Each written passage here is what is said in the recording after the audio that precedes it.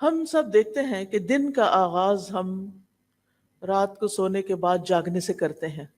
تو اب میں سٹیپ بائی سٹیپ دن کے مختلف کاموں کے بارے میں کچھ باتیں ذکر کروں گی.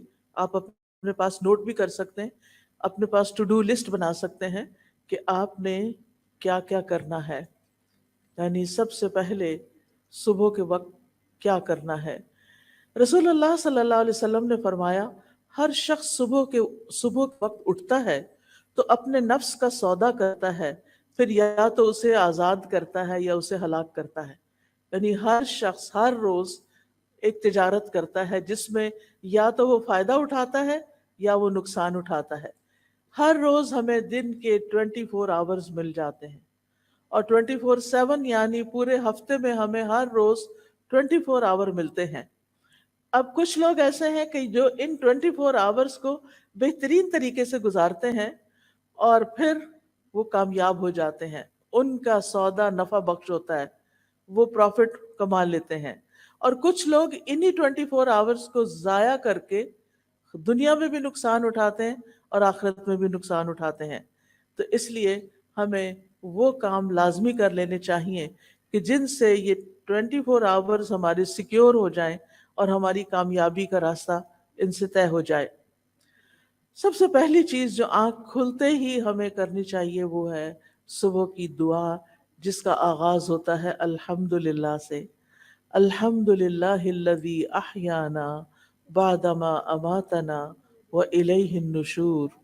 سب تعریفیں اس اللہ کے لیے ہیں جس نے ہمیں مرنے کے بعد زندہ کیا اور اسی کی طرف دوبارہ لوٹنا ہے. اب آپ دیکھیے کہ یہاں پر زندگی اور موت کی بات کی جا رہی ہے.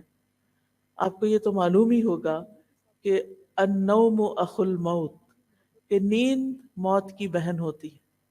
جس طرح نیند میں انسان کچھ دیکھتا نہیں، کچھ سنتا نہیں، اسی طرح موت کے بعد بھی انسان کا دیکھنا سننا ختم ہو جائے گا. اب آپ دیکھیے کہ انسان کی قرآن مجید سے ہمیں پتہ چلتا ہے کہ ہم جب رات کو سوتے ہیں تو ہماری ایک روح لے لی جاتی ہے. اسی وجہ سے وہ روح آپ دیکھیں کہ جہاں جہاں جاتی ہے، جو جو کچھ دیکھتی ہے، اس کا ایک کنیکشن انسان کے ساتھ بھی ہوتا ہے. تو اسی کی بنا پہ ہم خواب دیکھتے ہیں. اور بعض اوقات وہ انسان جو ہے وہ بہت ساری سفر طے کر رہا ہوتا ہے، جو لوگ دنیا سے گزر چکے ہیں ان سے جا کے مل رہا ہوتا ہے. تو یہ دراصل روحوں کی ملاقات ہوتی ہے. پھر جس شخص کو اللہ تعالیٰ زندگی دیتا ہے، اس کی روح واپس اس کے جسم میں صبح جاگتے ہی لوٹا دی جاتی ہے. اور جن کی موت نیند کے اندر لکھی ہوتی ہے ان کی روح واپس نہیں آتی. اسی لیے آپ نے ضرور یہ سنا ہوگا کہ فلاں شخص سویا تو پھر اٹھا ہی نہیں، کیونکہ اس کی وہ روح جس پر اس کی زندگی کا دار و مدار تھا وہ اس کو واپس نہیں دی گئی. تو یاد رکھیے، ہماری زندگی اور ہماری موت ٹوٹلی اللہ سبحانہ و تعالیٰ کے کنٹرول میں ہے. اس لیے ہر روز جب صبح ہمیں زندگی کا ایک اور دن ملتا ہے تو ہمیں کیا کرنا چاہیے؟ اللہ کا شکر ادا کرنا چاہیے کہ مجھے ایک اور دن مل گیا، اور پھر خوش ہونا چاہیے کہ مجھے اپنی آخرت کی کمائی کے لیے مزید وقت مل گیا ہے. اور یاد رکھیے کہ جب انسان شکر ادا کرتا ہے تو اللہ تعالیٰ کا وعدہ ہے لَإِن شَكَرْتُمْ لَأَزِيدَنَّكُمْ، اگر تم نے شکر ادا کیا تو میں تمہیں اور زیادہ عطا کروں گا. جو بندہ شکر گزار ہوتا ہے، گریٹفل ہوتا ہے، اس کی نعمتوں میں اضافہ ہوتا چلا جاتا ہے. پھر آپ دیکھیے کہ ہم عام طور پر بھی اللہ سبحانہ تعالیٰ کی اللہ کی تعریف کیوں کریں؟ ہم دیکھتے ہیں کہ قرآن مجید سے ہمیں پتہ چلتا ہے کہ کائنات کی ہر چیز اللہ کی تسبیح بیان کر رہی ہے. اگر یہ پہاڑ اور یہ درخت اور یہ پھول اور پھل اور یہ پتے اور یہ تمام چیزیں اللہ کی تسبیح کرتی ہیں تو پھر ہم پیچھے کیوں رہیں؟ ہمیں تو اللہ تعالیٰ نے افضل المخلوقات بنایا ہے، باقی چیزوں کو ہمارے لیے بنایا ہے. اگر آپ کے گھر میں لگا ہوا درخت اللہ کی تسبیح کر رہا ہے اور آپ سو ہی رہے ہیں تو آپ سوچئے کہ پھر اللہ کے نزدیک وہ درخت زیادہ اچھا ہے جو اس کی تعریف کر رہا ہے، یا وہ انسان جو شیطان کے بہکاوے میں آ کے غافل ہو کے نماز کے وقت میں سو رہا ہے؟ قرآن مجید میں آتا ہے تسبح له السماوات السبع والارض ومن فیہن وان من شیء الا یسبح بحمدہ ولکن لا تفقہون تسبیحہم، ساتوں آسمان اور زمین اس کی تسبیح کرتے ہیں، یعنی اللہ سبحانہ وتعالیٰ کی، اور جو بھی ان میں چیزیں ہیں وہ بھی، اور کوئی بھی چیز ایسی نہیں مگر وہ اس کی حمد کے ساتھ اس کی تسبیح کرتی ہے، لیکن تم ان کی تسبیح کو سمجھتے نہیں۔ یعنی انسان کو ان کی زبان نہیں معلوم، ان کی تسبیح کا طریقہ نہیں معلوم۔ بے شک وہ ہمیشہ سے بردبار نہایت بخشنے والا ہے۔ یعنی اللہ رب العزت انسانوں کو معاف کر دیتا ہے کہ جس وقت ساری کائنات اللہ کی حمد بیان کر رہی ہوتی ہے، سارے فرشتے اللہ تعالیٰ کی عبادت میں لگے ہوئے ہوتے ہیں، وہاں ایک انسان جس کو اختیار دیا گیا، جس کو اللہ تعالیٰ نے چوائس دے دی ہے، وہ اپنی چوائس سے اللہ کی عبادت کرے تو ساری مخلوق سے افضل ہو جاتا ہے، اور جب وہ اللہ کی دی ہوئی اس آزادی سے فائدہ نہیں اٹھاتا اور اللہ کی نافرمانی کرتا ہے تو ساری مخلوقات سے زیادہ نچلا ہو جاتا ہے۔ ثم رددناہ اسفل سافلین، اسفل سافل، سافل کہتے ہیں نیچے گرنے والے کو، اور اسفل جو سب سے نیچے جا گرے۔ جب ساری کائنات اللہ کا ذکر کرے گی اور انسان نہیں کرے گا تو انسان تو پیچھے رہ جائے گا نا۔ اس کو تو عزت اسی میں ملے گی کہ وہ اپنی چوائس سے یہ سب کچھ کرے۔ نبی صلی اللہ علیہ وسلم نے فرمایا قیامت کے دن اللہ تعالیٰ کے سب سے افضل بندے وہ ہوں گے جو کثرت سے اللہ کی تعریف کرنے والے ہیں۔ تو اس لیے جو نعمت بھی آپ کو ملے اس پر الحمدللہ ضرور کہیے۔ حدیث میں آتا ہے الحمدللہ کہنا میزان کو نیکیوں سے بھر دیتا ہے۔ اتنا بڑا کلمہ ہے یہ کہ اللہ میں تیری تعریف کرتی، تیری حمد و ثنا کرتی ہوں۔ پھر اسی طرح اگر انسان پانی کا ایک گھونٹ بھی پیتا ہے، ایک گھونٹ، اور اس کے بعد الحمدللہ کہتا ہے تو اللہ تعالیٰ اس بندے سے راضی ہو جاتا ہے۔ اب آپ صبح کے وقت اٹھ گئے، صبح کے وقت اٹھ کر آپ نے دعا پڑھی، زندگی ملنے پر اللہ کا شکر ادا کیا۔ اب اس شکر کا عملی طریقہ کیا ہے کہ آپ نماز فجر ادا کریں۔ تو اٹھنے کے بعد پہلا کام نماز فجر ادا کرنا ہے، کیونکہ سورج نکلنے کے ساتھ ہی نماز فجر کا وقت چلا جاتا ہے، تو اس کو with in time, with in limits ہمیں ادا کرنا ہوتا ہے۔ فجر کی نماز جو ہے یہ عمل کی پہلی بنیاد ہے۔ اس وقت آپ نے ثابت کر دیا کہ آپ اللہ کے بندے ہیں یا اپنے نفس کے بندے ہیں۔ جو نفس کے بندے ہوتے ہیں وہ اپنی مرضی کے کام کرتے ہیں اٹھ کے، اور جو اللہ کے بندے ہوتے ہیں، جو اللہ کی عبادت گزار ہوتے ہیں، وہ پہلا کام کیا کرتے ہیں؟ نماز ادا کرتے ہیں۔ رسول اللہ صلی اللہ علیہ وسلم نے فرمایا اللہ نے بندوں پر 5 نمازیں فرض کی ہیں، جس نے انہیں ادا کیا اور ان کا حق ہلکا سمجھتے ہوئے ان میں سے کچھ کیا تو اللہ کا اس کے لیے قیامت کے دن کے لیے یہ وعدہ ہے کہ اس کو جنت میں ضرور داخل فرمائے، اور جس نے ان نمازوں کیا مگر ان کا حق ہلکا سمجھتے ہوئے ان میں سے کچھ ضائع کر دیا تو اللہ کا اس عہد نہیں، وہ چاہے تو عذاب دے اور چاہے تو معاف فرما دے۔ لہٰذا نماز کو معمولی چیز نہیں سمجھنا چاہیے۔ اللہ سبحانہ تعالیٰ صبح کے بعد اور عصر کی نماز کے بعد فرشتوں سے بندوں کا حال پوچھتے ہیں کہ جب تم گئے تھے، یہ تو آپ کو معلوم ہے نا ہمارے دائیں بائیں کرامن کاتبین ہیں، 2 فرشتے ہیں، ان کی ڈیوٹی 24 آور کی نہیں ہوتی، ان کی ڈیوٹی 12 آور ہوتی ہے، اور یہ فجر اور اپنی ڈیوٹی تبدیل کر دیتے ہیں۔ جو فجر کے وقت آتے ہیں وہ عصر کے وقت تک ہم نے جو کچھ کیا ہوتا ہے وہ سارا لکھ کر واپس لے جاتے ہیں، اور وہاں سے نیکسٹ فریش فرشتے آ جاتے ہیں جو اگلے وقت کے لیے پوری رات کے لیے ہمارے اعمال لکھتے ہیں، اور پھر وہ فجر کے وقت واپس جاتے ہیں اور نئے فرشتے فجر کے وقت ہمارے پاس آ جاتے ہیں۔ جب یہ واپس جانتے ہیں تو اللہ تعالیٰ خود ان سے پوچھتے ہیں کہ تم نے بندوں کو کس حال میں چھوڑا؟ وہ کہتے ہیں ہم نے اس حال میں چھوڑا کہ وہ نماز پڑھ رہے تھے، اور اس حال میں ان کے پاس پہنچے کہ وہ نماز پڑھ رہے تھے۔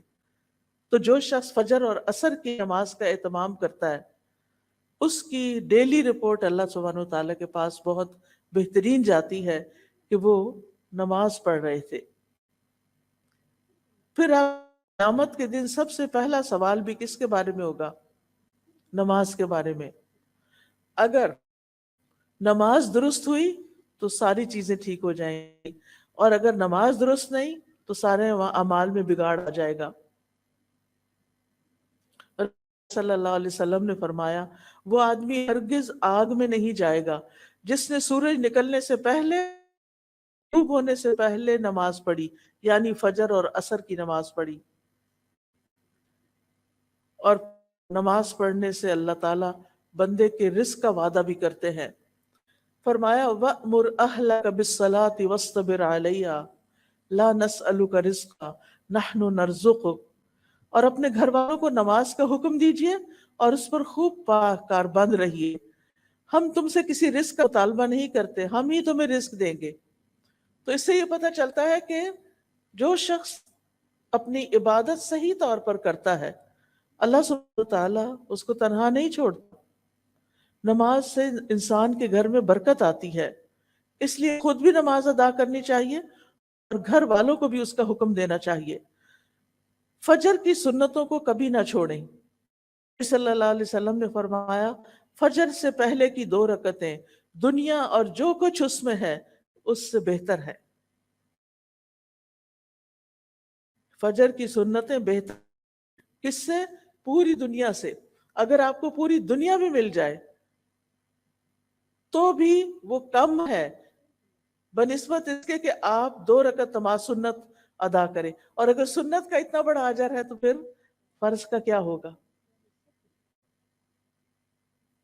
یاد رکھیے فجر کے وقت سنت ہے، فجر کے وقت سونا درست نہیں۔ نبی صلی اللہ علیہ وسلم نے فرمایا ایک آدمی جو رات سے لے کر صبح تک سوتا رہا، آپ نے اس کے بارے میں فرمایا یہ وہ شخص ہے جس کے کان میں شیطان نے پیشاب کر دیا تھا۔ شیطان بھی ہم نے نہیں دیکھا اور اس کا پیشاب بھی نہیں دیکھا، لیکن نبی صلی اللہ علیہ وسلم نے فرمایا ہے تو بات درست، کیونکہ آپ صادق اور امین تھے، یہ بات تو ہم سب جانتے ہیں، سبھی مانتے ہیں۔ مراد اس سے یہ ہے کہ اس شخص کے اوپر خوب نحوست طاری ہوگی، اسی لیے آپ لیٹ اٹھتے ہیں، نماز نہیں ادا کرتے، اللہ کا ذکر نہیں کرتے، آپ کی طبیعت سارا دن بوجھل رہتی ہے۔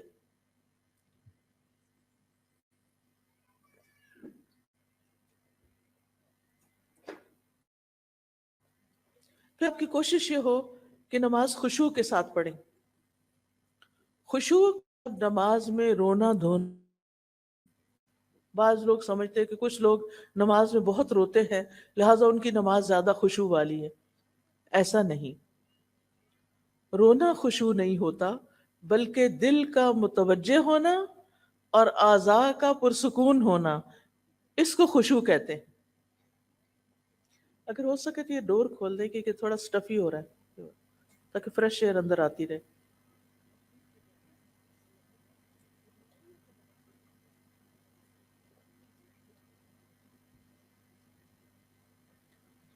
خشوع کس کو کہتے ہیں؟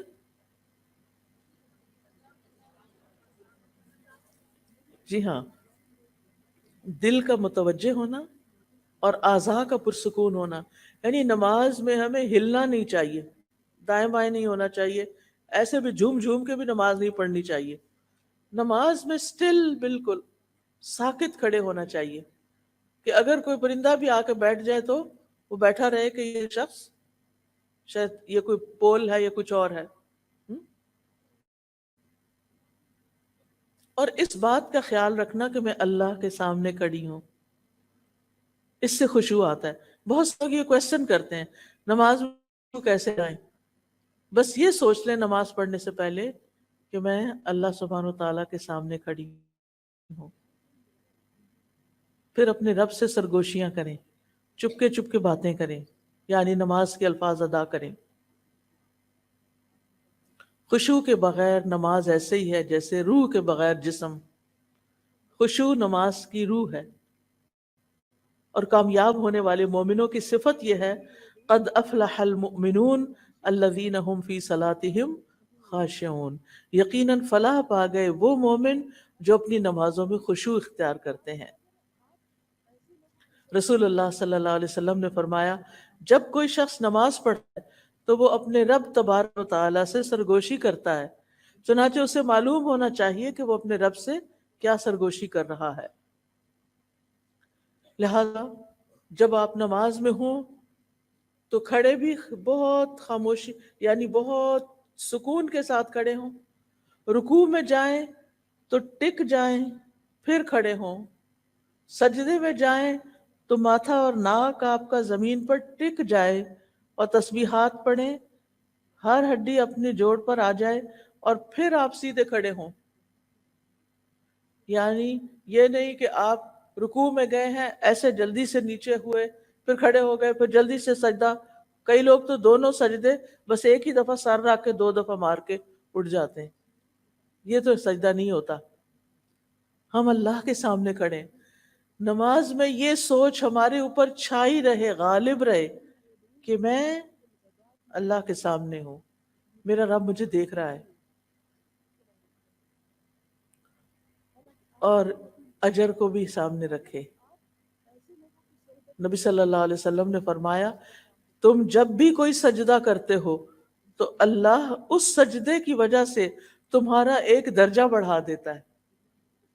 ہر سجدے کی وجہ سے ایک درجہ بڑھ جاتا ہے اور اسی کے ذریعے تمہاری ایک خطا بھی مٹا دیتا ہے.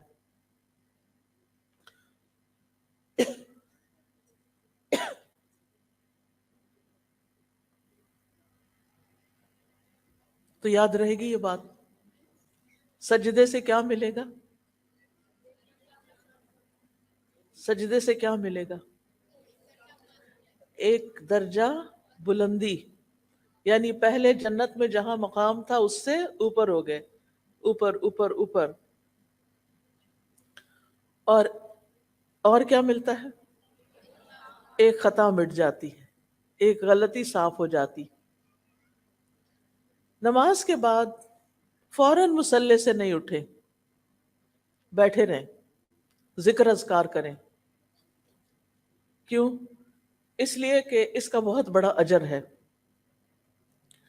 رسول اللہ صلی اللہ علیہ وسلم نے فرمایا جب تک تم اپنے اس مصلی پر بیٹھے رہو جہاں تم نے نماز پڑھی تھی اور بے وضو نہ ہو، یعنی وضو نہ ٹوٹے، تو فرشتے تمہارے لیے دعا کرتے رہتے ہیں اللہم اغفر لہ، اللہم ارحمہ، اے اللہ اس کو بخش دے، اے اللہ اس پر رحم فرما دے. تو کیا کرنا چاہیے پھر؟ اپنی جگہ پر تھوڑی دیر بیٹھ کے تسبیحات کر کے دعائیں فرشتوں کی لے کے پھر اٹھیں. اب یہ جو تسبیحات ہے نا 2 طرح سے ہیں. ایک تو ہے 33 بار، دوسری ہے اور آخری بار 33 مرتبہ اللہ اکبر، اور پھر آخری بار لا الہ الا اللہ وحدہ لا شریک لہ لہ الملک و لہ الحمد وہو علی کل شیء قدیر. تو یوں کہنے سے 34 دفعہ ہو جاتا ہے اور پوری یعنی حدیث سے یہ پتہ چلتا ہے کہ وہ اس نے اپنی تسبیح پوری کر لی.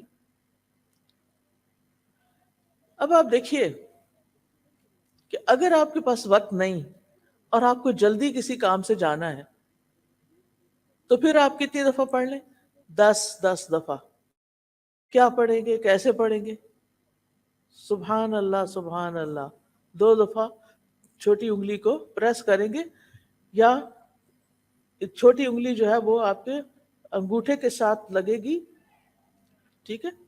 تو آپ کو نمبر یاد رہے گا سبحان اللہ سبحان اللہ سبحان اللہ سبحان اللہ سبحان اللہ سبحان اللہ سبحان اللہ سبحان اللہ، اور پھر سبحان اللہ پورے 10 ہو گئے.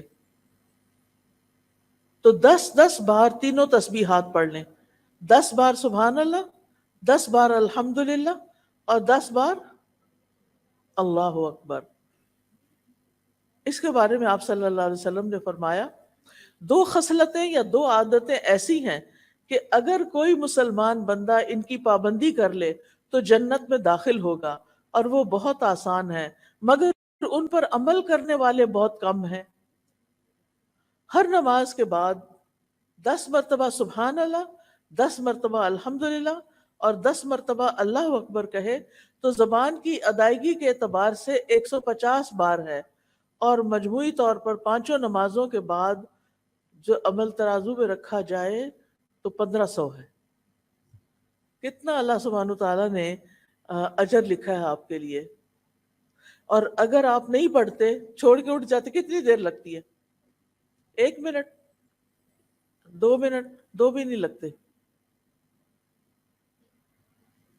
ہم اپنا فون، سیل فون میں جا نماز کے ساتھ رکھ کے بیٹھتے ہیں، جو سلام پھیرا فٹافٹ فون اٹھا لیا۔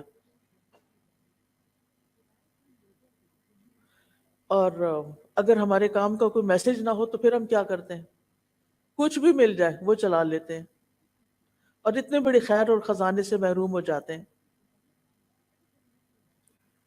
پھر ایک اور بات یہ ہے کہ اگر انگلیوں پہ تسبیح کریں گے تو زیادہ ثواب ہوگا، انگلیاں گواہ بن جائیں گی، لہذا خوبصورتی کے ساتھ انگلیوں کو استعمال کرنا ہے، جیسے سبحان اللہ سبحان اللہ سبحان اللہ سبحان اللہ، الحمدللہ الحمدللہ، اللہ اکبر، یعنی اس طرح بھی آپ کر سکتے ہیں۔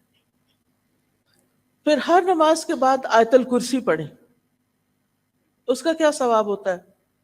نبی صلی اللہ علیہ وسلم نے فرمایا ہر فرض نماز کے بعد آیت الکرسی پڑھنے والے کو موت کے علاوہ کوئی چیز جنت میں لے جانے سے نہیں روک سکتی۔ یعنی دنیا میں رہتے ہوئے تو آپ جنت میں نہیں جا سکتے، مرنے کے بعد بھی جنت میں وہ جائے گا جو اللہ کا پسندیدہ ہوگا،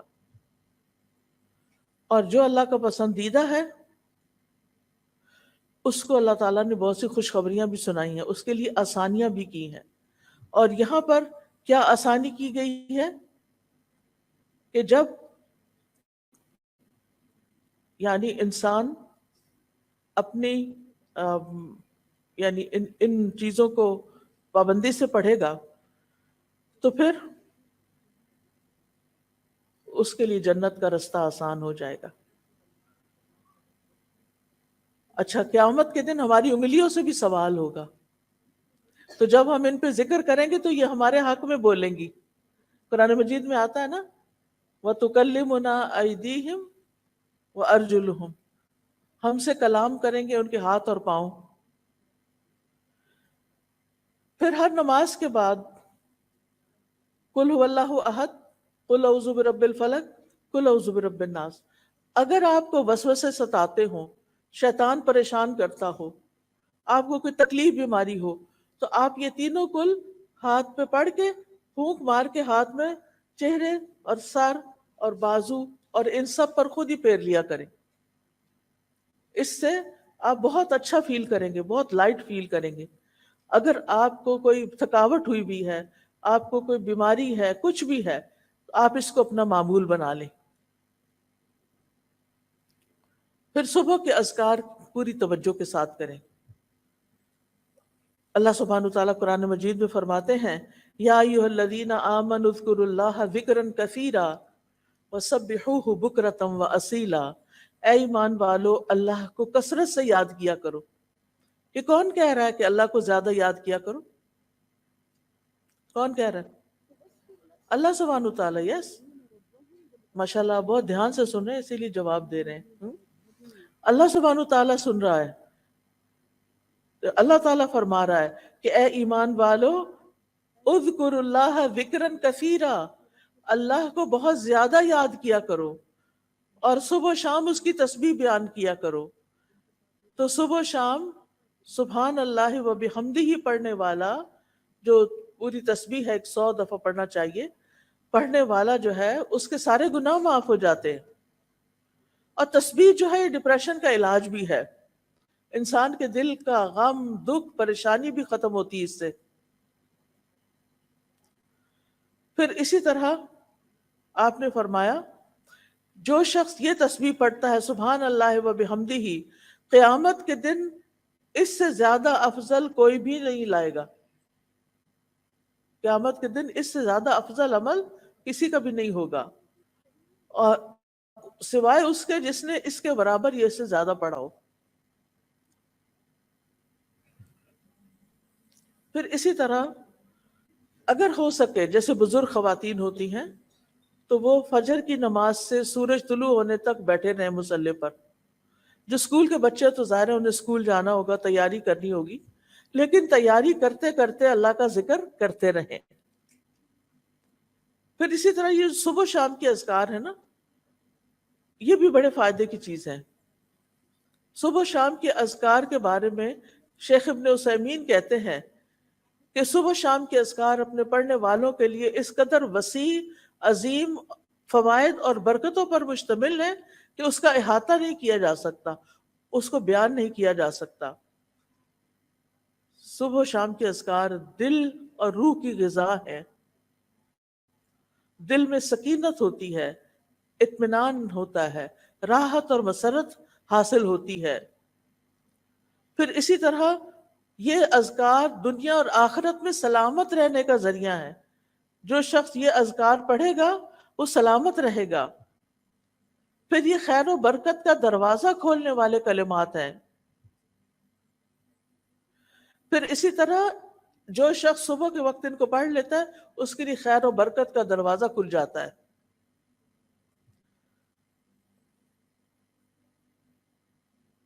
پھر اسی طرح انسان شر کے واقع ہونے سے پہلے اور واقع ہونے کے بعد اسے ہٹانے کا ذریعہ بھی بنائے، یعنی ذکر کو. پھر آپ دیکھیے کہ ذکر کرتے ہوئے انسان اللہ کی نعمتوں کو یاد کرتا ہے، اس کی مہربانی کو یاد کرتا ہے، اللہ کے سامنے اپنے عجز و انکساری کا اظہار کرتا ہے. اور پھر یہ ذکر جو ہے یہ انسان کے لیے دشمن کے مقابلے میں جیسے زرہ ہوتی ہے نا، ویسے ہی ہے.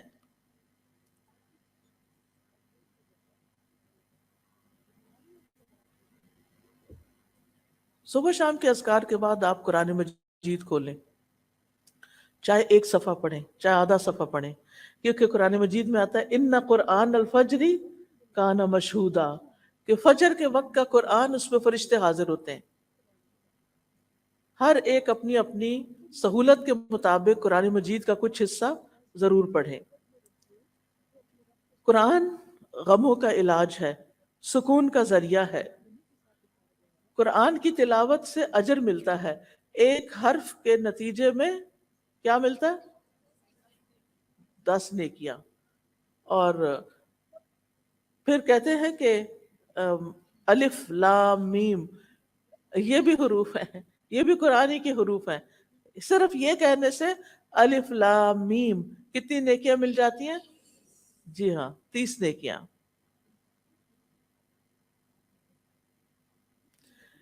پھر آپ دیکھیں کہ جن گھروں میں قرآن پڑھا جاتا ہے وہ گھر اپنے رہنے والوں کے لیے کھلا ہو جاتا ہے، اس میں فرشتے حاضر ہوتے ہیں، شیاطین اس گھر کو چھوڑ دیتے ہیں، اس کی خیر و برکت بڑھ جاتی ہے. پھر اسی طرح اگر وقت ہو تو اسکول جانے سے پہلے آپ تھوڑا سا ترجمے سے قرآن ضرور پڑھ لیں. آپ کو معلوم ہے کہ میں نے اسلامک یعنی دینی تعلیم جو ہے باقاعدہ کسی مدرسے میں داخل ہو کر نہیں لی، لیکن ان کے مدرسوں میں جو کتابیں پڑھائی جاتی ہیں ان میں سے بہت سی کتابیں میں نے اپنے والد سے پڑھی. اور ہمارا یہ پڑھنے کا اسٹڈی ٹائم کون سا ہوتا تھا؟ فجر کی نماز کے بعد. فجر کی نماز کے بعد وہ اتنا بابرکت وقت ہے کہ اس میں آپ تھوڑا سا بھی کوئی کام کریں گے تو بہت جلدی نبٹ جاتا ہے. اور جن گھروں میں قرآن پڑھا جاتا ہے، حضرت ابو ہریرہ کہا کرتے تھے بے شک قرآن پڑھنے کی وجہ سے گھر اپنے رہنے والوں کے لیے بہت کھلا ہو جاتا ہے، کشادہ ہو جاتا ہے، اس میں فرشتے حاضر ہوتے ہیں، شیاطین اس گھر کو چھوڑ دیتے ہیں، اس کی خیر و برکت حاصل ہوتی ہے.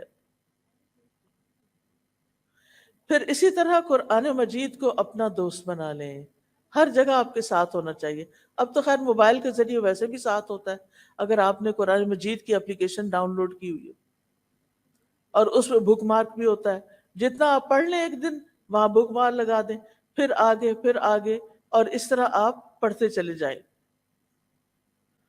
قبر میں جب انسان کو لٹایا جائے گا، ہم سب نے جانا ہے نا قبر میں، اس میں تو کسی کو شک نہیں، ہم نے مرنا تو ہے ہی، انسان ہمیشہ کے لیے تو یہاں آیا نہیں. قبر میں جب کوئی مر جاتا ہے تو اس کو جب دفناتے ہیں، اس کے اندر رکھتے ہیں، تو قرآن جو ہے وہ بندے کے سرہانے کی طرف آ جاتا ہے، سر کی طرف، اور پھر وہ کہتا ہے، یعنی کہ فرشتہ جب اس کو عذاب دینے لگتا ہے تو وہ کہتا ہے کہ میں تو قرآن پڑھتا اور پڑھاتا ہوں، اور پھر تلاوت قرآن کا جو ثواب ہوتا ہے وہ اس جگہ پر آ جاتا ہے، اور وہ فرشتہ اس کا کچھ بھی نہیں بگاڑ سکتا. جب فرشتہ سامنے سے آتا ہے تو صدقہ اس کو پرے دھکیل دیتا ہے، اور جب اس کے پاؤں کی طرف سے آتا ہے تو مساجد کی طرف چل کر جانا اسے دور کر دیتا ہے. پھر اس کے بعد 2 رکعت نماز اشراق، یہ ہمارے جسم کے 360 جوڑوں کا، یعنی 360 ہڈیوں کا کیا ہے، یعنی اس کو پڑھ کے گویا ہم ایک ایٹریبیوٹ پیش کر رہے ہیں اپنے آپ کو. اس لیے جیسے رات کے نوافل اہمیت رکھتے ہیں، اسی طرح دن کے نوافل بھی اہمیت رکھتے ہیں. تو بہت ضروری ہے کہ ہم تھوڑا سا وقت ضرور نکالیں، ہمارے جسم کا صدقہ ہے. ہم میں سے ہر روز تو ہر شخص صدقہ نہیں کر سکتا، اتنے پیسے تو نہیں ہوتے سب کے پاس، لیکن اگر آپ یہ 2 نفل پڑھ لیتے ہیں تو آپ کے بدن کا صدقہ ہو جاتا ہے.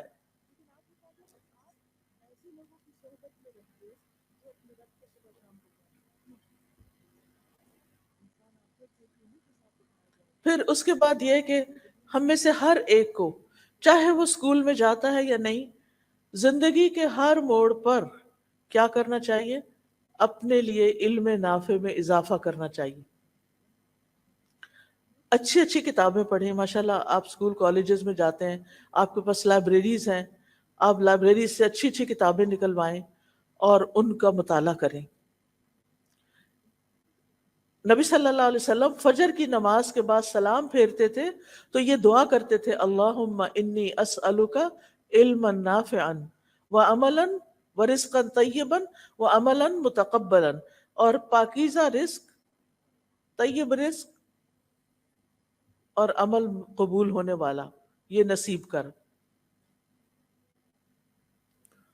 تو علم نافع کیا ہے؟ علم نافع وہ نفع مند علم ہے جس سے انسان کی دنیا بھی سنورتی ہے اور آخرت بھی. لہٰذا اسکول کالج میں جو بھی آپ چیزیں ایسی پڑھ رہی ہیں جو آپ کو آئندہ زندگی میں کام آنے والی ہیں، تو وہ علم نافع ہے. پھر اس میں دینی علوم بھی آ جاتے ہیں، دنیاوی علوم بھی آ جاتے ہیں. اور پھر یہ کہ علم سیکھنے اور سکھانے کے لیے اپنے اوقات مقرر کریں. ہر وقت کتابیں لے کے نہ بیٹھے رہیں. گھر والے کو کسی کام کے لیے بلائیں اور آپ کہیں مجھے تو پڑھنا ہے، اور ان کو کتابیں دکھا کے تو پھر آپ آرام کریں. تو ایسا نہیں ہونا چاہیے، ٹھیک ہے نا. پھر ناشتے کی باری آتی ہے. ناشتہ ضرور کریں، اگرچہ کھجور ہی کھائیں.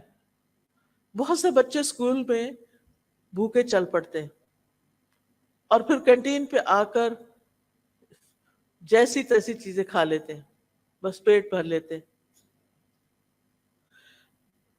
پھر آپ دیکھیے کہ اگر آپ گھر سے ناشتہ کر کے چلیں گے، اور خاص طور پہ لڑکیوں کو کیلشیم کی بہت ضرورت ہوتی، اگر آپ 1 کپ دودھ اور 2 کھجوریں بھی کھا کے گھر سے آ جائیں تو آپ کے لیے دوپہر تک آپ کا گزارا ہو سکتا ہے، کام چل سکتا ہے. لیکن اس سے جو دونوں چیزوں سے آپ کو انرجی ملے گی، آپ کی قوت میں اور زیادہ اضافہ ہوگا. نبی صلی اللہ علیہ وسلم نے فرمایا، دودھ کے علاوہ کوئی چیز ایسی نہیں جو کھانے اور پینے دونوں سے کفایت کرے. یعنی دودھ کو کھا بھی سکتے اور پی بھی سکتے. آپ نے دیکھا ہوگا نا کہ وہ جم جاتا ہے، بازو کا دودھ دہی بن جاتا ہے، تو اس کو کھا لیں اور دودھ کو پی لیں. پھر آپ دیکھیے کہ کھانے سے پہلے کیا کریں. کوئی بتائے گا؟ آپ میں سے کوئی بتائے گا؟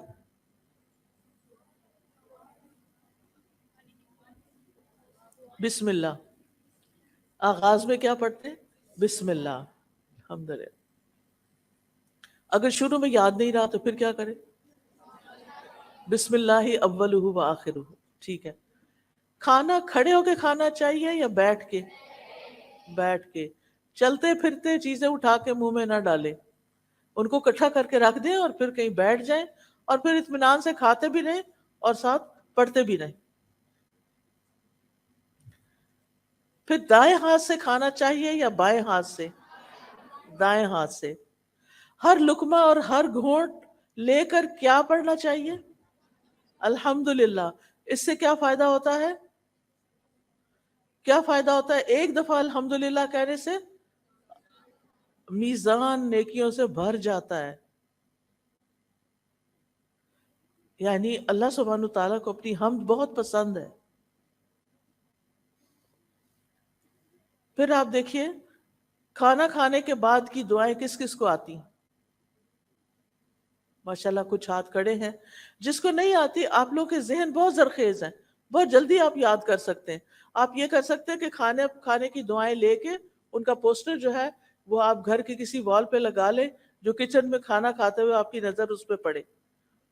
اور پہلے سے ہی تیاری کر لیں کہ کیونکہ اتنی ایج جب ہم نہیں نا کچھ پڑھتے تو پھر ہمیں پڑھنے کی عادت بھی نہیں ہوتی.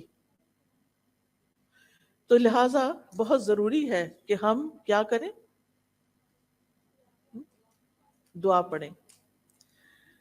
جو شخص یہ دعا پڑھے، الحمد للہ الذی اطعمنی ھذا ورزقنیہ من غیر حول منی ولا قوہ، اس کے پچھلے گناہ معاف کر دیے جاتے ہیں.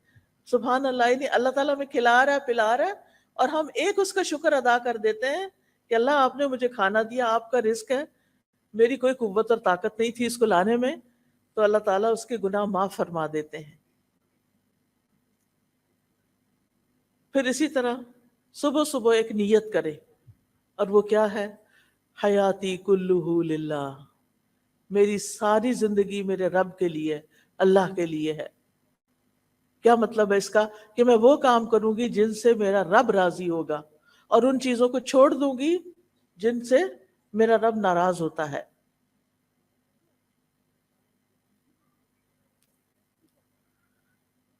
اللہ سبحانہ تعالیٰ کی پسند کے کام کون کون سے ہیں؟ کوئی بتائے گا مجھے؟ اللہ تعالیٰ کن کاموں کو پسند کرتا ہے؟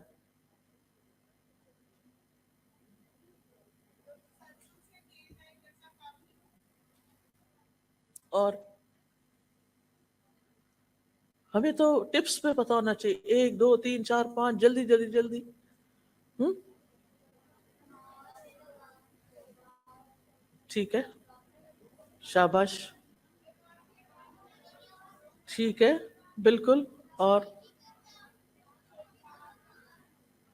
بیسیکلی ساری، ایک تو اللہ کی عبادت کرنا اور ساری مخلوق سے احسان کرنا، ہر بندے سے اچھی طرح پیش آنا، دوسروں کو معاف کر دینا، والدین کا احترام کرنا، ٹیچرز کا احترام کرنا، پیٹھ پیچھے بری بری باتیں نہیں کہنا. پھر اسی طرح اور بھی جتنے جانوروں کے ساتھ احسان. پھر اسی طرح پودے زیادہ سے زیادہ لگانا. پودا لگانے کا کیا ثواب ہے؟ کوئی بتائے گا؟ اور ہماری زندگی میں پودوں کا کتنا بڑا عمل دخل ہے، آپ سب پڑھتے ہوں گے اس کے بارے میں. کتنے زیادہ انوائرمنٹ ایشوز ہو گئے ہیں، اور وہ زیادہ درخت کٹنے کی وجہ سے. بڑی بڑی آبادیوں پر کالونیز بن گئی ہیں اور درخت کاٹ دیے گئے.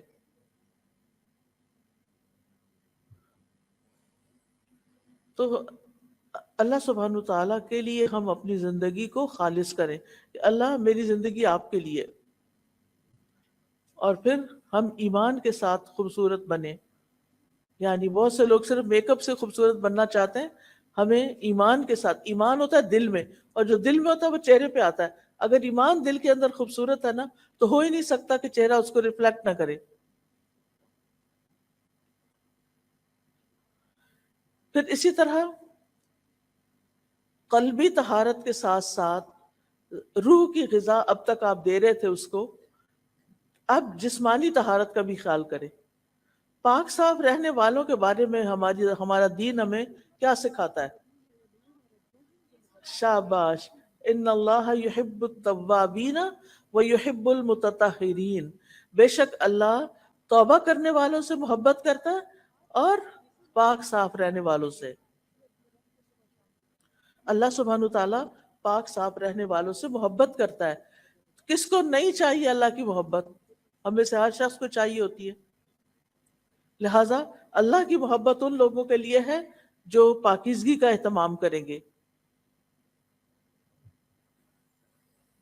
پھر آپ دیکھیے کہ طہارت میں جسم، ناخن، بدن، سکن، بال، ان سب کی طہارت کا خیال کرنا چاہیے۔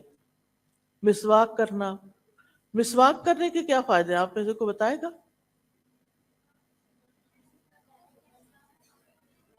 جی کوئی ایک شخص بتائے۔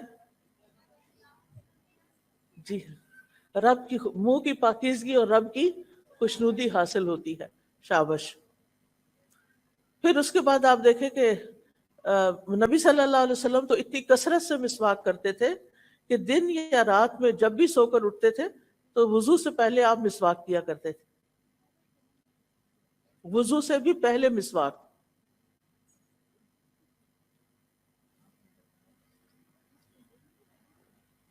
پھر وضو کے بعد کی دعا، اس کے پڑھنے کا کیا ثواب ہے؟ جو شخص وضو کرے اور اچھی طرح وضو کرے اور یہ دعا پڑھے، اشہد ان لا الہ الا اللہ وحدہ لا شریک لہ واشہد ان محمدا عبدہ ورسولہ اللہم اجعلنی من التوابین واجعلنی من المتطہرین، یہ دعا بھی ساتھ ہی لگا لے۔ ایک قرآنی دعا ہے اور ایک مسنون دعا ہے۔ وضو کے بعد اگر آپ اس کو پڑھیں گے تو نبی صلی اللہ علیہ وسلم نے فرمایا اس شخص کے لیے جنت کے 8 دروازے کھول دیے جائیں گے۔ کتنی مختصر سی دعا ہے اور کتنا اچھا اکرام ہوگا۔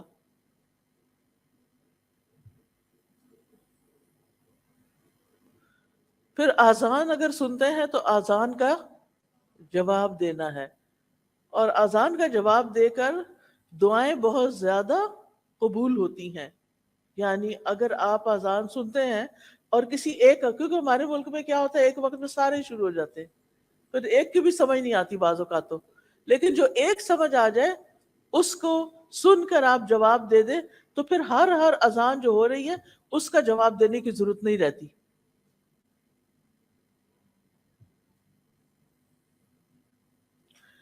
پھر اسی طرح آپ دیکھیں کہ اپنے رب کے ساتھ اپنا توکل جو ہے وہ مضبوط کریں، رب پر بھروسہ کریں۔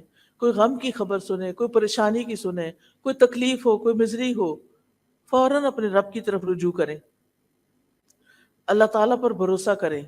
رب المشرق والمغرب لا الہ الا ہو فاتخذہ وکیلا، مشرق و مغرب کا رب، اس کے سوا کوئی معبود نہیں، اس کو اپنا کارساز بنا لو، اس کو اپنا مددگار بناؤ۔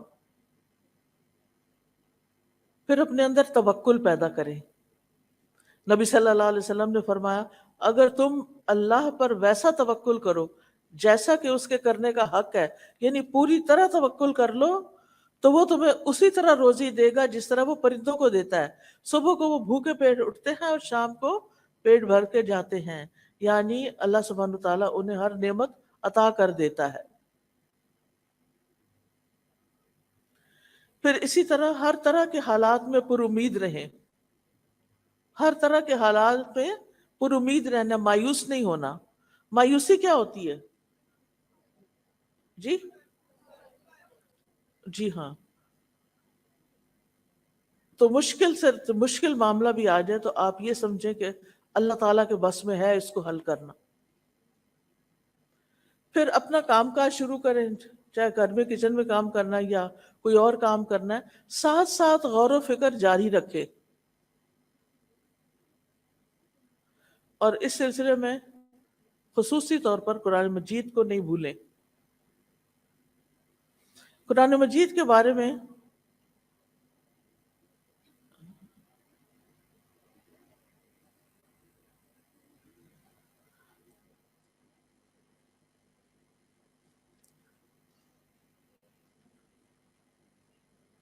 قرآن مجید میں اللہ سبحانہ وتعالیٰ کا جو ذکر ہے اور غور و فکر ہے اس کے بارے میں بہت سی آیات آتی ہیں. اپنا کام کاج کرتے ہوئے خوب ذکر کرتے رہیں.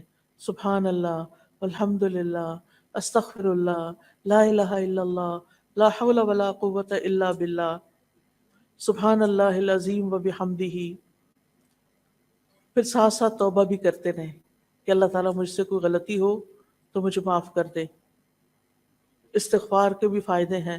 قرآن مجید میں آتا ہے نوح علیہ السلام نے اپنی قوم سے کہا کہ اپنے رب سے معافی مانگ لو، یقیناً وہ بہت معاف کرنے والا ہے. وہ تم پر برستی ہوئی بارش اتارے گا، وہ مالوں اور بیٹوں کے ساتھ تمہاری مدد کرے گا، تمہیں باغات عطا کرے گا، تمہارے لیے نہریں جاری کر دے گا. یہ سارے فائدے کس سے ہیں؟ استغفار کرنے. استغفر اللہ، ویسے تو استغفار کے کئی صیغے ہیں، لیکن کم از کم اگر ہم استغفر اللہ بھی کہتے رہیں، اللہم اغفر لی بھی کہتے رہیں، اللہ مجھے بخش دے بھی کہتے رہیں، تو انشاءاللہ اس کے بہت سے فائدے آپ کو حاصل ہوں گے. پھر ایک اور بات یہ کہ وقت کا بہتر سے بہتر استعمال کریں. جو آپ کے پڑھنے کے، اگر آپ اسکول کالج جاتے ہیں، کوئی کلاس نہیں چھوڑیں، اپنے ٹیچرز کی رسپیکٹ کریں، جو وہ کہتے ہیں وہ کر لیں. بعض ٹیچر ذرا سخت ہوتے ہیں، مائنڈ نہ کریں، ان کی سختی زندگی میں آپ کو بہت فائدہ دے جائے گی. اپنے سارے دن کو پروڈکٹیو بنائیں. پروڈکٹیو ڈے کیسے گزرتا ہے؟ پورے دن میں جو کام آپ نے کرنے ہیں ان کی لسٹ بنا لیں، اور پھر اپنے آپ سے پوچھیں یہ میں نے کیوں کرنا ہے. بے سوچے سمجھے کاموں میں ہاتھ نہ ڈالیں، پلان کر کے کام کریں. اور جو کام ایسے ہی فضول میں ہو جاتے ہیں ان کی بھی لسٹ بنا لیں، ان پہ غور کریں کہ کیا واقعی اس کی ضرورت ہے. اور جن کاموں سے آپ کو نقصان ہوا، کوئی جھگڑا فساد ہوا یا کوئی اور غلط چیز ہو گئی، اس کی بھی لسٹ بنا لیں. اب ان میں سے تین طرح کے کام ہو گئے نا، ایک ہے با مقصد، ایک ہے بے مقصد، اور ایک ہے نقصان دہ. نقصان دہ کاموں پہ تو کراس لگا دیں، جیسے غیبت ہے، چغلی ہے، کسی کے ساتھ لڑائی جھگڑا ہے، فتنہ فساد، ان کے تو قریب بھی نہیں جانا. بے مقصد باتوں کو بھی چھوڑ دیں. قرآن مجید میں آتا ہے کہ کامیاب لوگ کون ہیں؟ جو لغو سے پرہیز کرتے ہیں. قد افلح المؤمنون الذین هم فی صلاتهم خاشعون والذین هم عن اللغو معرضون. وہ جو لغو سے اعراض برتتے ہیں، لغو کو چھوڑ دیتے ہیں. پھر اسی طرح جو بھی کوئی کام کرنا ہو، اس کا ایک اینڈ ٹائم ضرور رکھیں کہ اتنے بجے تک مجھے یہ کام مکمل کر لینا ہے. جیسے ہوم ورک کرنا ہے آپ کو، تو اپنا اسکیجول اس طرح کا بنائیں کہ مثلا مجھے شام کے 6 بجے تک اپنا ہوم ورک پورا کر لینا ہے. پھر اسی طرح بعض کام ہمیں مشکل لگتے ہیں، اس کے لیے روٹین بنائیں. یہ نہیں کہ کبھی کوئی کام شروع کر لیا، کبھی کوئی کر لیا. صبح سے شام تک آپ کا روزانہ کا ایک ٹائم ٹیبل ایسا ہونا چاہیے کہ آپ کچھ دنوں میں آٹو پہ آ جائیں. اس میں آپ کو بہت سہولت ہو جائے گی. آپ نے جتنے ٹارگٹ سیٹ کیے ہوں گے، جو بھی آپ کے بامقصد کام ہوں گے، ایک تو تھے نا نقصان دہ، ایک بے مقصد اور ایک بامقصد. تو جو بامقصد کام ہے ان کی آپ کے سامنے لسٹ ہوگی، لہٰذا وہ آپ ان کی روٹین بنا لیں، ان کی عادات پختہ کر لیں کہ یہ چیزیں مجھے اپنی زندگی میں لازماً لے کر آنی ہے. پھر کچھ چیزیں ہمارے نفس پہ بڑی بھاری ہوتی ہیں، تو اپنے نفس کا تزکیہ بھی کرتے رہیں. یعنی اپنے اندر کی صفائی کرنا بے حد ضروری ہوتا ہے.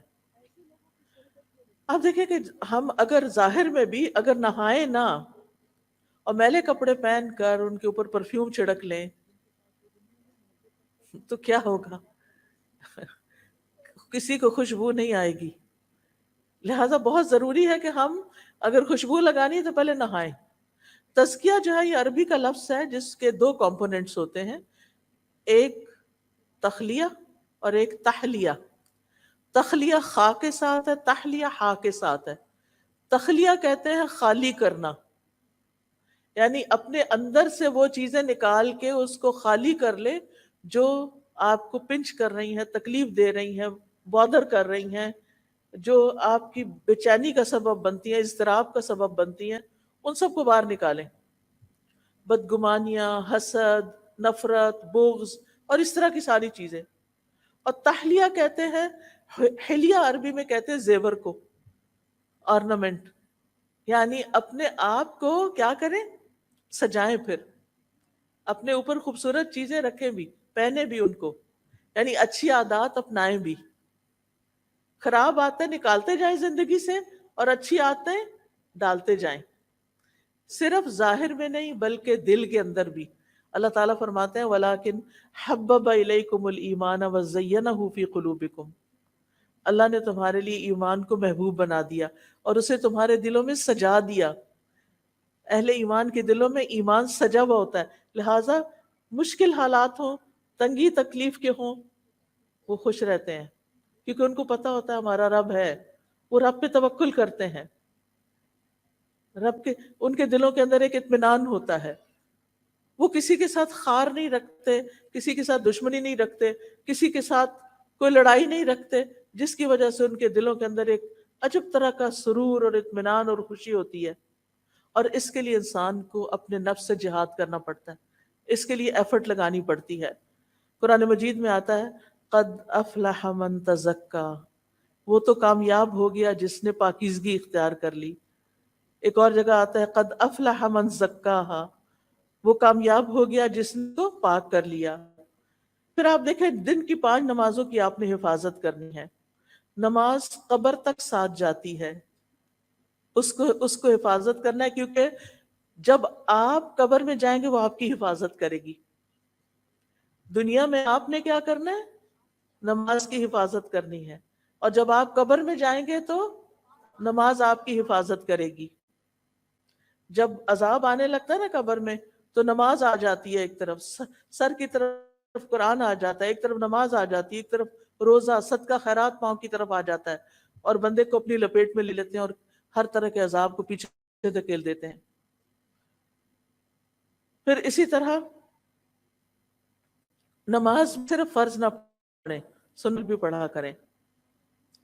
پھر آپ دیکھیے کہ ہر کام جو بھی آپ کام کر رہے ہیں نا دن بھر میں،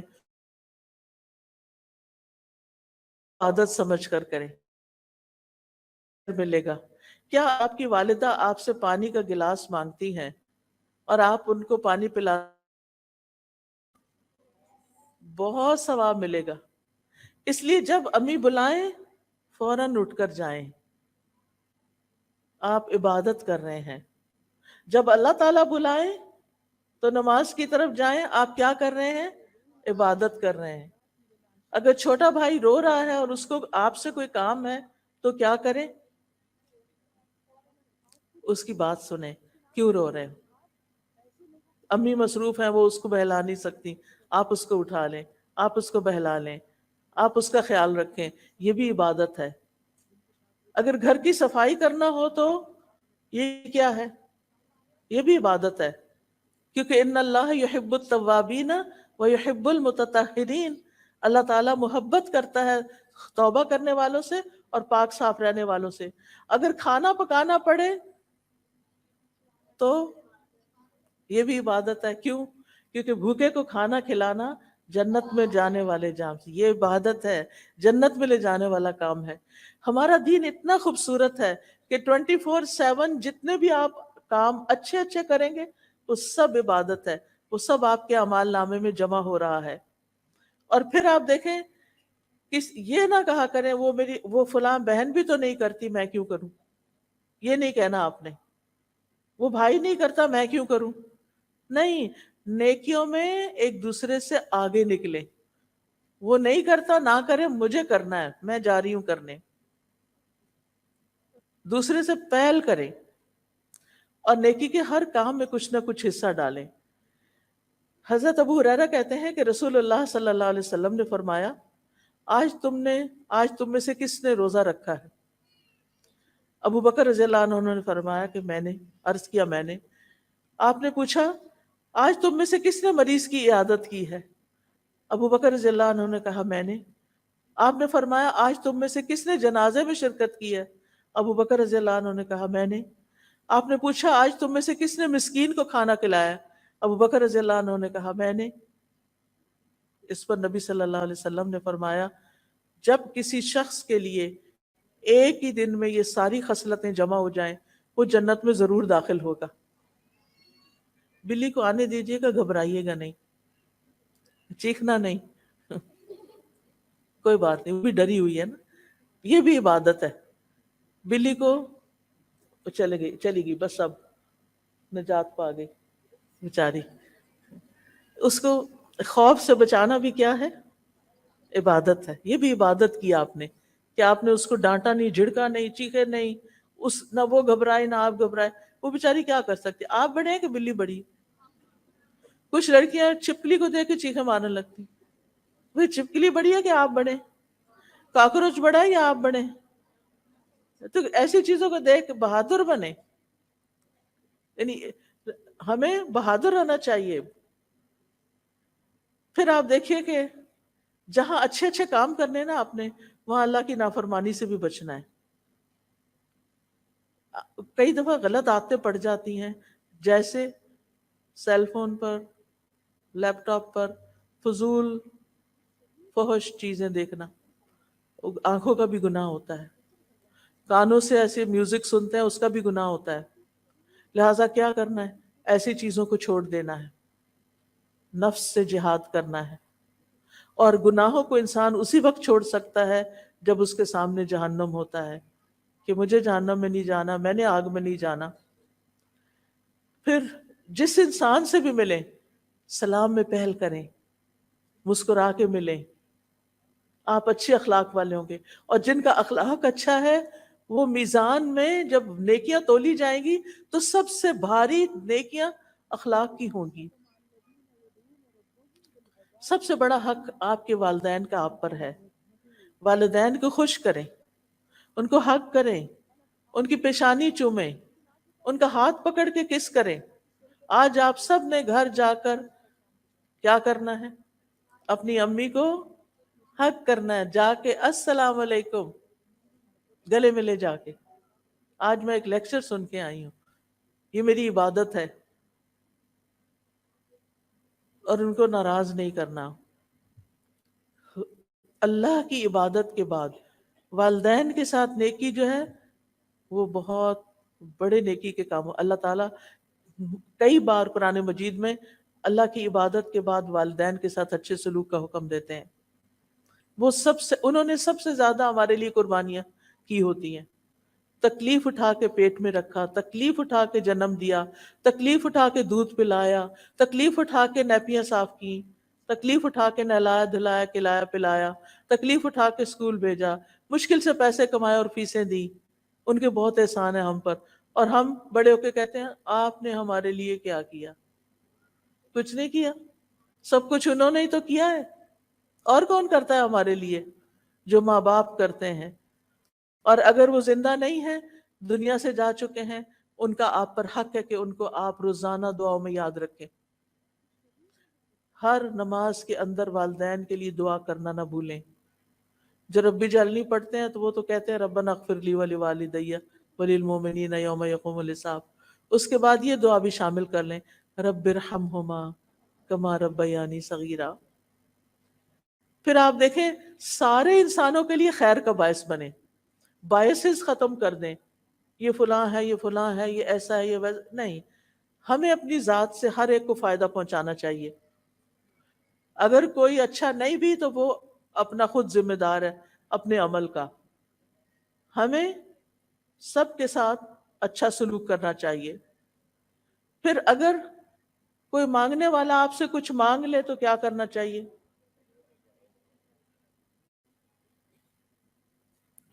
دے دینا چاہیے۔ نہیں ہے تو کیا کرنا چاہیے؟ کوئی اچھی سی بات کر لینی چاہیے اس سے، ڈانٹنا نہیں ہے۔ کچھ لوگ وہ گاڑیوں کے پاس آ کے وہ ناک کر لیتے ہیں نا، وہ پھر یہ تم لوگ نے کیا کام بنایا، وہ ہر وقت مانگتے رہے۔ ایسا کبھی نہیں کہنا، وہ بھی انسان ہے۔ آج وہ نیچے ہے، آپ اوپر بیٹھے ہیں۔ سوچیں اگر یہ میں ہوتا یہاں پھر کیا کرتا؟ اس لیے ہر انسان کے ساتھ مہربانی کا سلوک کریں. کرو مہربانی تم اہل زمیں پر، خدا مہربان ہوگا عرش بری. اگر ہم کسی انسان کے ساتھ مہربانی کریں گے اس کا بدلہ ضرور پائیں گے. ہمارا رب کئی گنا بڑھا کے بدلہ دیتا ہے.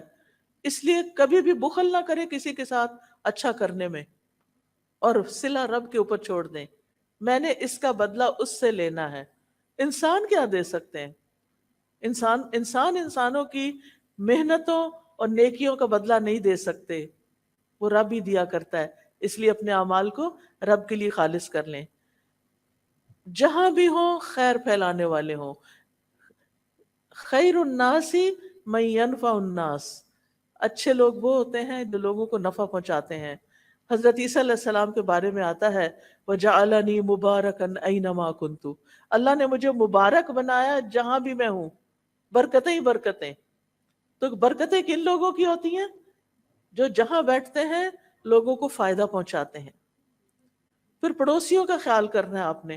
اگر ہر روز مشکل ہے تو ویک میں ایک دن ضرور رکھیں کہ آپ اپنے نیبرز کا بھی خیال کریں، وہ کس حال میں ہیں. کچھ پکائیں تو ان کے لیے بھیج دیں. اگر کوئی بیمار ہے تو عادت کر دیں. گھر میں بھی سلام کو عام کریں. سلام صرف باہر کے لوگوں کے لیے نہیں ہوتا، گھر والوں کے لیے بھی ہوتا ہے. آس پاس کے لوگوں کے ساتھ تعاون کریں. اور یہ ذہن میں یاد رکھیں، ہر چیز لکھی جا رہی ہے، ہر چیز ریکارڈ ہو رہی ہے، ہر طرف کیمرے لگے ہوئے ہیں، ہر چیز ریزرو ہو رہی ہے. اللہ سبحانہ تعالیٰ کے سامنے جا کر کھول دی جائے گی. انسان کے ہاتھ میں اعمال نامہ دیا جائے گا اور اس کو دیکھ کے کہے گا ما لہذا الکتاب لا یغادر صغیرۃ ولا کبیرۃ الا احصاها. سورۃ کہف کی آیت ہے. اس کتاب کو کیا ہے، اس نے نہ کوئی چھوٹی بات چھوڑی نہ کوئی بڑی بات چھوڑی، ہر چیز لکھ لی. لہٰذا اپنی زبان کی بھی حفاظت کرنی ہے. بلا ضرورت بات چیت نہیں کرنی، بے فائدہ چیزوں کو چھوڑ دینا ہے، جھوٹ نہیں بولنا، کسی کے ساتھ کسی کو اذیت نہیں دینی زبان سے. اس کے ساتھ ساتھ ہر روز صدقہ کرنے کی عادت ڈالنی ہے. چاہے آپ 1 روپیہ ایک باکس بنا لیں، 1 روپیہ ہی اپنی جیب خرچ میں سے ڈالیں. اگر نہیں ہے تو اشراق کے 2 نفل جو ہیں وہ پورے دن کا صدقہ ہو جائے گا. فقیروں اور مسکینوں کا ضرور خیال کریں. کل ہی میں ایک جگہ پر گئی ہوئی تھی جہاں انہوں نے، فادیہ کاشف ہیں، انہوں نے جو جھگیوں میں رہنے والے بچے تھے ان کو وہاں سے نکال کر ان کے لیے اسکول بنایا، ان کے لیے مسجد بنائی، ان کے لیے پڑھائی کا انتظام کیا، ان کے لیے یونیفارم کا، ان کے کھانے پینے کا، ان کو وہ گھر بنا کر دے رہی ہیں. اب یہ ایک پروجیکٹ ان کا مکمل ہونے والا ہے تو ایک اور جگہ جا کر انہوں نے 150 بچے ایک اور جھگیوں سے انہوں نے اسی طرح کے اپنے پائپ لائن میں رکھے ہوئے ہیں کہ وہ ان کے لیے کچھ کریں گی. ایسے بھی لوگ ہوتے ہیں نا جن کو، کچھ لوگوں کو اللہ پیسہ دیتا ہے وہ صرف اپنی ذات پہ خرچ کرتے ہیں، اور کچھ لوگوں کو اللہ تعالیٰ مال دیتا ہے تو وہ معاشرے کے طبقہ، جو پسے ہوئے طبقات ہیں، ان کو اوپر اٹھانے کے لیے کرتے ہیں. تو اپنی چیزیں اور ایکسٹرا چیزیں فقراء کو تقسیم کر کے ان کو خوشی پہنچائیں. نبی صلی اللہ علیہ وسلم کو نے فرمایا مومن کو خوش کرنا، اس کا قرض ادا کرنا، اس کی ضرورت پوری کرنا، اس سے کسی مصیبت کو دور کرنا افضل ترین اعمال میں سے ہے. پھر اسی طرح غصہ نہیں کرنا، چھوٹی چھوٹی بات پہ ناراض نہیں ہونا، رشتہ داروں سے نہیں کاٹنا. نبی صلی اللہ علیہ وسلم فرمایا جو شخص یہ چاہتا ہے اس کی عمر لمبی ہو، اس کا رزق میں برکت ہو، وہ اپنے رشتہ داروں سے جوڑ کے رکھے. کس کا دل چاہتا ہے اس کی عمر لمبی ہو؟ ہم سب کا چاہتا ہے. کس کا دل چاہتا ہے اس کا مال زیادہ ہو؟ ہم سب کا چاہتا ہے. تو کیا کرنا ہے؟ اپنے رشتہ داروں سے، اور ابتدا کرنی ہے والدین سے، بہن بھائیوں سے، پھر خالہ، ماموں، چچا، ان کے بچے، ان سب سے اچھا سلوک کرنا ہے. عید ہو، ویکینڈز ہوں، خاص خاص موقع ہوں، ان کو گھر بلا لیں یا ان کے پاس چلے جائیں یا فون کر لیں یا میسج کر دیں، لیکن ان سے ان کا حال چال پوچھتے رہیں. پھر اسی طرح دوسروں کو معاف کرنے والے بنیں. فاصفح الصفح الجمیل، درگزر کرو، خوبصورت طریقے سے درگزر کرنا. دوسروں پر ظلم کرنے اور مظلوم کی آہ سے بچیں، دل کی سختی سے بچیں، برے خیالات اور بدگمانیوں سے بچیں، غیبت سننے سے بھی بچیں. اور جو آپ کی غیبت کرے اس کے ساتھ حسن سلوک کر لیں تاکہ وہ آئندہ سے نہ کرے. مصیبتوں اور مشکلات میں صبر سے کام لیتے ہوئے نماز سے مدد مانگیں. یعنی جب کوئی تکلیف کا وقت ہو تو اٹھ کے نماز پڑھ کے نفل پڑھ کے اللہ سے دعا کریں. خاص طور پر ایگزامز کے دنوں میں پریشانی اور غم میں لا الہ الا اللہ کا ورد کریں، دعائیں کرتے رہیں. تنگی آ جائے تو آسانی کا انتظار کریں، اللہ تعالیٰ سے بدگمان نہیں ہو، اور رات کو سونے سے پہلے اذکار پڑھیں، دعائیں پڑھیں. اور زندگی میں کم از کم ایک بار قرآن مجید کو ترجمے کے ساتھ سمجھ کر ضرور پڑھیں.